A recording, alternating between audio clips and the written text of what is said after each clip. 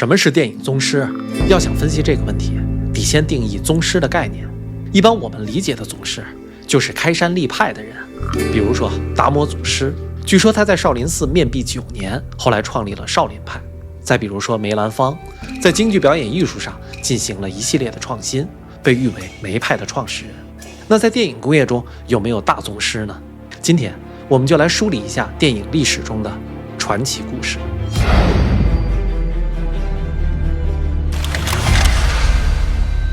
时间要回到1895年12月28日，法国巴黎卡布辛大道14号的大咖啡馆热闹非凡。在这间著名咖啡馆的地下室里，举办了世界上首次公开收费的电影放映活动。第一次放映有多少人观看呢？一共是33人，每个人收了1法郎的电影票钱，大概相当于今天130元人民币。观众花了这么多钱，给他们看什么呢？举办这场放映的法国人卢米埃尔兄弟准备了10部短片，有工厂大门、水浇园丁、码头下船、跳上马背等等，每一部的时长都在45到50秒之间。为什么时长都在1分钟之内呢？这是由当时电影设备决定的。一卷胶片拍完，胶片长度都在17米上下，时长差不多是50秒左右。现场的观众看完之后都大呼过瘾。活动影像为人类开启了一扇新的艺术之门。这次放映也被视为现代电影放映的起点。大家可能已经发现了，那个时代的电影与今天的电影有本质上的不同。比如卢米埃尔兄弟的杰作《火车进站》，从头到尾就是一个固定镜头，火车进站、停靠、乘客下车、乘客上车，从事件的开始到结局，完全遵循了因果关系的逻辑。影评家认为，像《火车进站》这样的电影其实还不算真正的叙事，仅仅是一个比照相的瞬间稍长的过程。这种叙事方法用画图来表示是这个样子的。他们给这种从头到尾按时间线进行的叙事方式起了一个名字，叫做线性叙事结构。电影一开了头就收不住了，因为电影是集所有艺术大成为一体的超级艺术表现形式，在电影工业里集中了各行各业最顶尖的人才。今天我们要讨论的是电影在叙事结构上取得的重大突破，唯有天才才能改变线性的叙事结构。时间来到1941年5月1日，奥森·威尔逊自导自演的电影《公民凯恩》在纽约百老汇上映。但是这部电影的命不好，因为影片影射了一位报业大亨，遭到了大亨的抵制。初期上映的院线非常少，随后又赶上了美国加入第2次世界大战，所以电影就没火起来。但是随着时间流逝，人们越来越认识到这部电影的艺术价值。10年后的1952年，《公民凯恩》被英国电影协会评为最伟大的10部电影中的第1名。到1998年，美国电影学会评选的100年100大电影中，《公民凯恩》名列第1。《公民凯恩》值得探讨的地方非常多，今天只着重谈一点，就是电影叙事结构的巨大变化。其实在《公民凯恩》之前，也有其他的电影做过这方面的探索，但是《公民凯恩》出道即巅峰，技巧运用的特别娴熟，所以它是影史上第1部被广泛认可的打破了线性叙事结构的影片。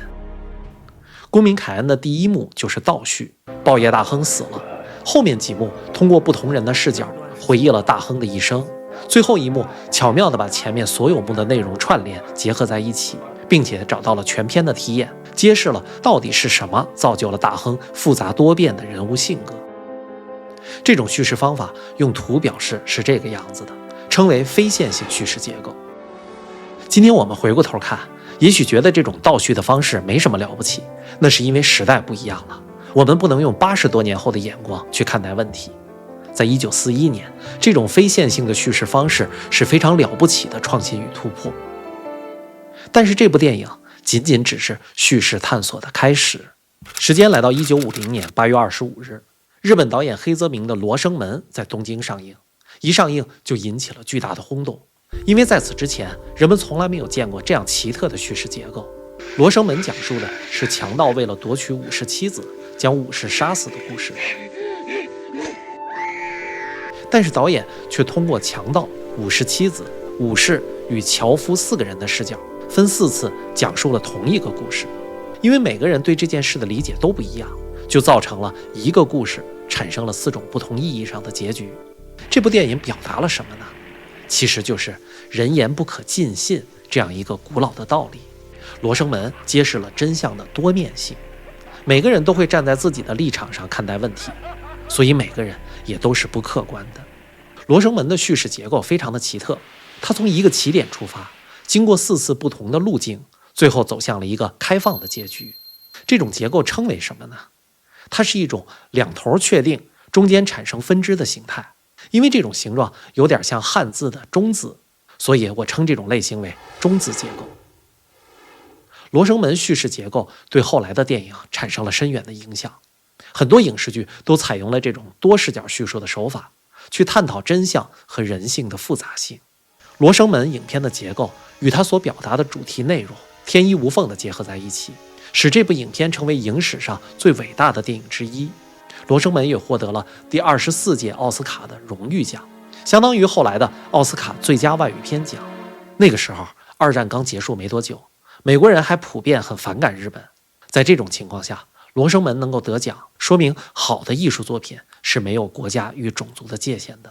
时间来到1994年5月21日，美国导演昆汀·瓦伦蒂诺在法国戛纳电影节上首映了一部黑色幽默犯罪片《低俗小说》，引发了巨大的轰动。这部电影不仅在第47届戛纳电影节上获得了最高荣誉金棕榈奖，也被影评人认为是影史上最伟大的电影之一。电影以一对情侣策划抢劫餐馆为开场，影片在多个故事线展开后，最终又回到了餐馆抢劫事件的起点上。通过这种方式，观众认识到，实际上影片在时间上形成了一个循环，在影片结束时又回到了开始。导演昆汀·瓦伦蒂诺通过这种前所未见的手法，确立了一种新的叙事结构，就是环状叙事结构。低俗小说在影史上有崇高的地位，最主要的原因就是这个绝对原创的、让人意想不到的叙事结构。有人可能会说，环状有什么了不起呢？实际上并没有那么简单。电影主要讲述了3个不同的故事，虽然3个故事分别在不同的时间点发生，但它们当中的部分片段是相互交错的。比如说，在第2个故事金表中死去的杀手文森特，在第3个故事邦尼事件里又出现了，这是什么原因呢？实际上，邦尼事件中的一部分，文森特之死有可能发生在邦尼事件的中间部分。也就是说，第3个故事的时间线并不总是在第2个故事的后面。文森特之死是全片的题眼，是我们唯一可以衡量时间的关键点。这是一种全新的电影意识流手法。在环状内部，时间是前后跳跃的。在1994年，《低俗小说》这部电影可以说是横空出世。导演昆汀·瓦伦蒂诺，他也是这部电影的编剧，首先确立的就是导演怪才的位置。也的确，只有天才才能想出这样离奇的叙事结构。时间来到1998年8月20日，德国导演汤姆·提克威的电影《罗拉快跑》在柏林上映。这部电影可以简单的总结为一个念头、2次选择、3种结果。女主角罗拉因为不甘心被枪杀的结局，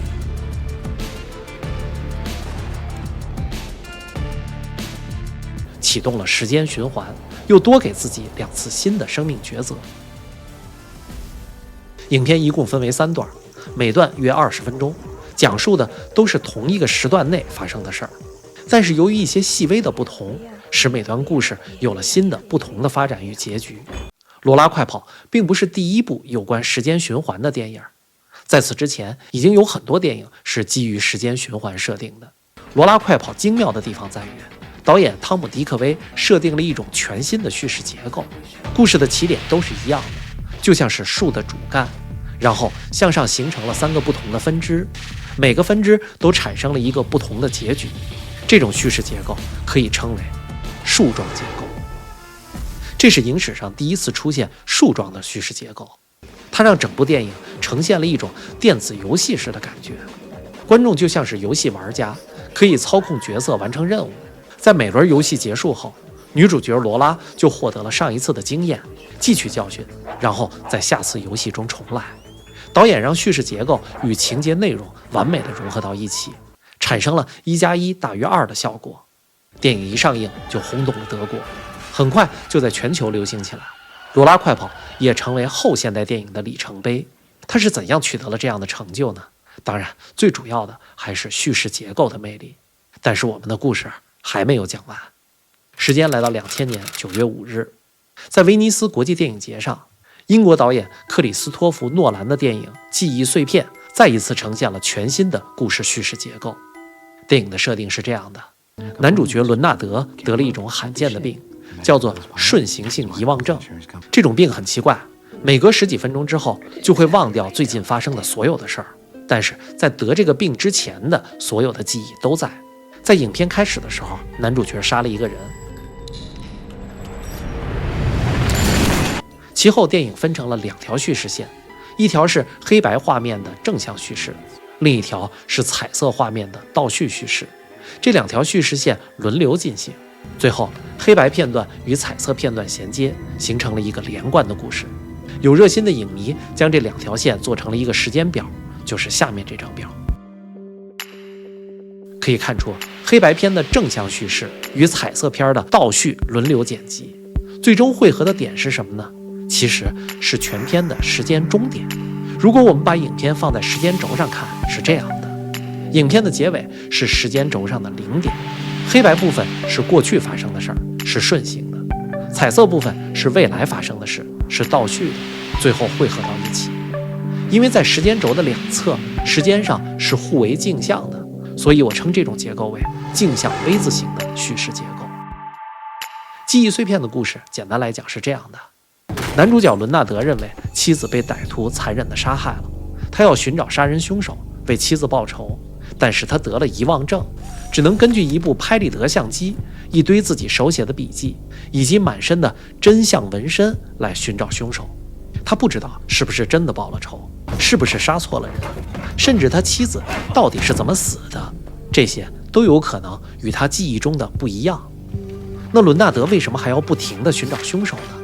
因为他的人生早已经支离破碎，寻找凶手是他设定的人生意义。如果不去寻找凶手，他也就没有活着的必要了。镜像 V 字形的叙事结构有力地告诉观众，主角拥有的都是记忆碎片，没有一个是完整的事实真相，从而更加深刻地反映了全片的主题：人必须为生存寻找一个意义，即便这个意义可能是错的。记忆碎片一经上映就大获成功，得奖无数，甚至一些医学专家也对影片赞不绝口。加州理工学院的神经科学家克里斯托弗·科赫曾这样评论：记忆碎片是大众媒体中关于不同记忆系统最精确的诠释。可见这部影片不但有极高的艺术价值，也兼具了科学价值。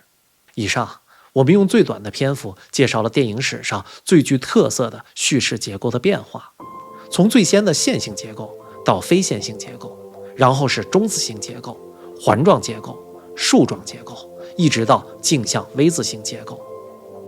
记忆碎片是2000年上映的电影，20多年过去了，再也没有看到电影在叙事结构上取得重大的突破。事实上，从1895年电影第一次公映到今天，100多年的时间里，在叙事结构上也无非就产生了这样几种变化。这说明在结构上的创新是非常困难的。现在我们要回到节目一开始的问题：什么叫宗师？宗师是指在某个领域内取得卓越成就，拥有深厚造诣，并对行业产生重大影响的人。节目介绍的这些导演和编剧，因为对电影行业产生了重大的影响，在电影叙事手法上成为开山立派的人物，他们都可以成为电影宗师。前面我们提到过，电影是集当代艺术大成的艺术品。电影宗师的概念其实相当的宽泛，除了在叙事结构上，在表现手法上也存在电影宗师。比如电影蒙太奇。蒙太奇是指将不同的镜头组合在一起，创造新的含义、情感和视觉效果的方法。举一个我上学时候老师讲的例子，苏联导演艾森斯坦的名作《战舰波江金号》。在影片中，导演将士兵在奥德萨阶梯上屠杀平民和婴儿车滚下楼梯等镜头交叉地剪辑在一起，展示了人群的恐慌、士兵的残暴，形成了强烈的对比和情感的冲击。这种蒙太奇称为表现蒙太奇的手法。今天大家再看这些镜头，可能觉得没什么了不起，但这是100年前的电影，在那个时代，能够想到使用这种手法的人，肯定称得上是天才和电影大宗师。还有其他种类的电影宗师，比如说视觉创造大师，他们可以创造出从未让观众见过的视觉镜头。举个例子，美国导演沃卓斯基姐妹拍摄的《黑客帝国》里面有一个著名的子弹事件，主角尼克可以进入到超高速的时间中，躲避射向他的子弹。这种镜头就是观众从来没有见过，也不可能见过的景象。第一个将这种视觉效果呈现给观众的人，也完全有资格成为电影大宗师。但是在技巧上的突破，好像还是一种小的突破，给人的感觉还是在叙事方式上取得突破，对电影整体发展的意义更大。所以今天介绍的电影宗师，主要还是从电影叙事的结构上来讲的。聊了这么多，还是要回到题目上，中国有没有电影宗师呢？就目前来看，无论是在电影表现手法还是叙事手法上，都没有出现过开创性的人物。中国的电影界还没有能够称得上大宗师的艺术家。其实不只是电影行业，其他行业也面临着同样的问题。这2年有句很时髦的话，叫做我们有很多从1到100的人才。什么叫从1到100呢？是指这些人擅长将已有的产品、服务或者业务进行优化和扩展，具备执行和管理的能力。但是我们缺乏从0到1的人才。从0到1就是指从无到有的创造和创新，具备开创性思维的人才。我们有很多行业的专家，但是很难产生开宗立派的大宗师级的人物。